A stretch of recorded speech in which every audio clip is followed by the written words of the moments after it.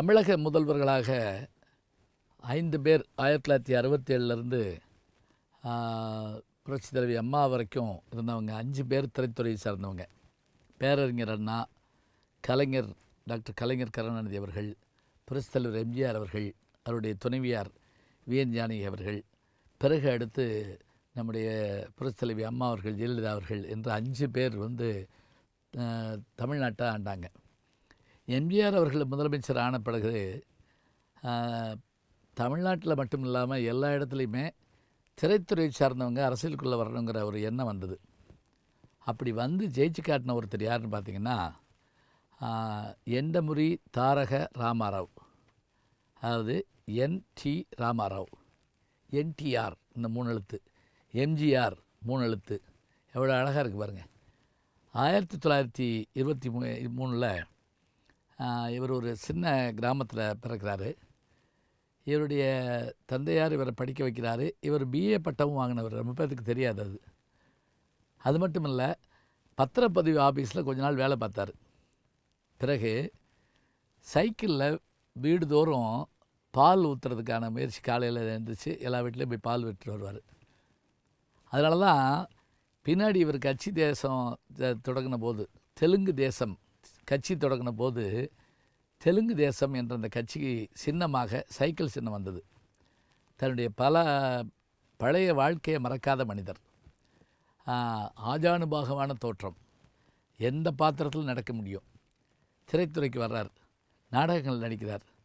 அப்படி திரைத்துறைக்கு வந்தபோது எல்வி பிரசாத் அவர்களுடைய மனதேசம் அப்படின்னு ஒரு முதல் படத்தில் நடிக்கிறார். அடுத்து அப்போ எல்லாம் சென்னை தான் மலையாளம், கன்னடம், தெலுங்கு, தமிழ் எல்லாத்துக்குமே தலைநகரம் இது தான். சென்னை ராஜதானின்னு பேர். அதுக்கு ஒரு முதல்வர்களாக இருந்திருக்காங்க. இப்போ இங்கே தான் இவர் தன்னுடைய வாழ்க்கையை தொடங்குகிறாரு. பாதாள பைரவிங்கிற படம், அது தெலுங்குலேயும் சரி தமிழில் டப் பண்ணப்பட்ட படம்பாங்க. அது பெரிய பேரை இவருக்கு கொடுத்தது, பாதாள பைரவி.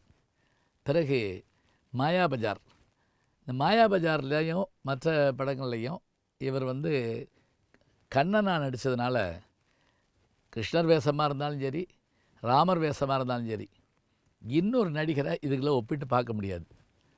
குறிப்பாக கர்ணன் படத்தில் அவர் உள்ள நுழையிற காட்சியிலேருந்து அந்த படம் போகிற போக்க பார்த்திங்கன்னா அப்படி கதவை அப்படி ஓப்பன் ஆனோடனே நிற்பார். எல்லோரும் கையெடுத்து கும்பிடுவாங்க, தேவடுகார் அப்படிங்கிற மாதிரி கும்பிடுவாங்க. அந்த படம் உள்ளத்தில் நல்ல உள்ளம் உறங்காது என்பதுன்னு அவர் பாடிட்டு வர்றதும், அந்த குந்தியோட பேசுகிறதும், கர்ணனோட பேசுகிறதும், அப்படி ஒரு பெரிய எம்ஜிஆர் அவர்களுக்கு மக்கள்கிட்ட ஒரு பெரிய ஹீரோ இமேஜ் இருந்ததுன்னா, இவருக்கு ஒரு தெய்வீக இமேஜ் இருந்தது. கடவுள் போல் இவரை பார்த்தாங்க. சென்னைக்கு வரக்கூடிய ஆந்திராக்காரர்கள் என்ன செய்வாங்களாம், திருப்பதி போயிட்டு வர்றபோது இவரையும் ஒரு பார்வை பார்த்துட்டு போவாங்களாம். தெலுங்கு உலகினுடைய முடிசூடா மன்னன். தமிழில் பார்த்திங்கன்னா லவகுஷா நடிச்சிருக்காரு, அதே போல் சம்பூர்ண ராமாயணம் நடிச்சிருக்காரு. பழைய படங்களில் சமூக படங்கள் நடிச்சிருக்காரு. இப்படி பல படங்கள் நடித்த அவர் பிற்காலத்தில் தேர்தல் நின்னார். தெலுங்கு தேச கட்சியில் 3 முறை முதல்வரானார். பிறகு இடையில் ஒரு தொய்வு ஏற்பட்டது. அத்தனை பெருமை கொண்ட அவர் 1996 மறைகிறார். அதாவது திரையுலகில் சாதித்ததோடு மற்ற விஷயங்களையும் சாதித்து பெருமை கொண்டவர். ஒரே ஒரு வார்த்தை, நம்முடைய பி. வாசு அவர்கள் அவருடைய பையனை படத்தில் நடிக்க வைக்க போகிறார். இவருக்கு 10 பிள்ளைகள். அப்போ பார்க்க போகிறாரு. அப்போ அவர் முதலமைச்சராக இருந்தாராம்.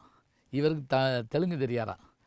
அவர் வந்தோடனே என்ன பண்ணாரா, ரண்டி உள்ளவான்னு அர்த்தம், கூச்சண்டி உட்காருன்னு அர்த்தம், செப்பண்டி சொல்லுன்னு அர்த்தம். அப்போ இவர் சொன்னாரா, எனக்கு தெலுங்கு தெரியாது, தமிழில் தான் பேச முடியும், நீங்கள் எனக்கு தமிழில் கேட்க முடியுமா, நீங்கள் தமிழில் பேச முடியுமான்னு கேட்டாராம். உடனே என்டிஆர் சொன்னாராம், தெலுங்கு தேசத்தினுடைய முதலமைச்சரை தமிழில் பேச சொல்கிற அப்படின்ட்டு ஒரு சிரிச்சிட்டு சொன்னாராம். தமிழில் தானையா பேசுவேன், நான் சாப்பிட்டது தமிழ்நாட்டு சோறு, நான் குடித்தது தமிழ்நாட்டு தண்ணி, என்னை வளர்த்தது தமிழ்நாடு தான், நீ தமிழ்லேயே சொல்லு கதையன்னு சொன்னாராம். அப்படிப்பட்ட பெருமை மிகுந்தவர். இன்றைக்கும் அவர் வாழ்ந்து கொண்டிருக்கிறார். இதில் திரைப்பட உலகில் தெய்வமாக.